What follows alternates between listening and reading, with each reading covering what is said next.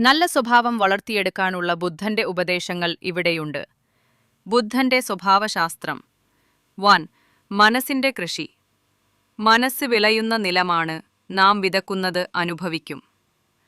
സദ്വിചാരങ്ങൾ വിതയ്ക്കുക, സദ്വൃത്തികൾ നനയ്ക്കുക, ദുർവിചാരങ്ങൾ കളയുക.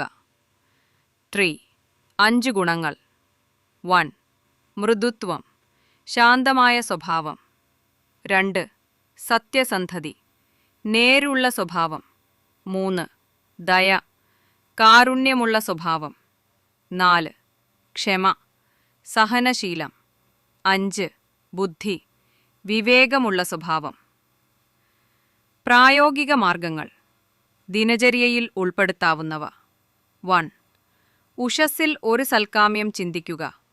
മധ്യാഹ്നം ഒരു സൽക്കർമ്മം ചെയ്യുക. സായാഹ്നം ഒരു സൽവാക്ക് പറയുക. സ്വഭാവശുദ്ധിയുടെ 4 ഘട്ടങ്ങൾ. 1. സൂക്ഷ്മ നിരീക്ഷണം. സ്വന്തം വിചാരങ്ങൾ നിരീക്ഷിക്കുക. 2. സ്വീകരിക്കുക.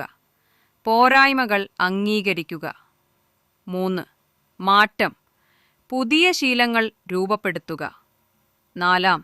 സ്ഥിരീകരണം. നല്ല ശീലങ്ങൾ ഉറപ്പിക്കുക. ബുദ്ധന്റെ സ്വഭാവസൂത്രങ്ങൾ. 3 പ്രധാന നിയമങ്ങൾ. 1.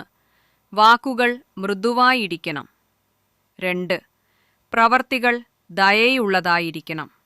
3. വിചാരങ്ങൾ ശുദ്ധമായിരിക്കണം. സ്വഭാവവികാസത്തിനുള്ള 5 സൂത്രങ്ങൾ. 1. കോപം നിയന്ത്രിക്കുക. 2. അസൂയ ത്യജിക്കുക. 3. അഹങ്കാരം കുറയ്ക്കുക. 4. ലോഭം ജയിക്കുക. 5. മോഹം നിയന്ത്രിക്കുക. ബുദ്ധന്റെ പ്രധാന ഉപദേശങ്ങൾ. സ്വഭാവം മാറ്റാനുള്ള മാർഗം. നിങ്ങൾ ആവർത്തിക്കുന്നതാണ് നിങ്ങൾ. ദിവസം തോറും ചെറിയ മാറ്റങ്ങൾ. സ്വയം നിരീക്ഷണം. ബുദ്ധൻ പറഞ്ഞതുപോലെ, സ്വഭാവം ഒരു ദിവസത്തിൽ രൂപപ്പെടുന്നതല്ല, ഓരോ ദിവസവും ചെയ്യുന്ന ചെറിയ കാര്യങ്ങളുടെ ഫലമാണ്. അതിനാൽ ഓരോ ദിവസവും നിങ്ങളുടെ സ്വഭാവം നിർമ്മിക്കപ്പെടുന്നു. ആധുനിക പ്രയോഗം. ദിനചര്യയിൽ ഉൾപ്പെടുത്താവുന്നവ.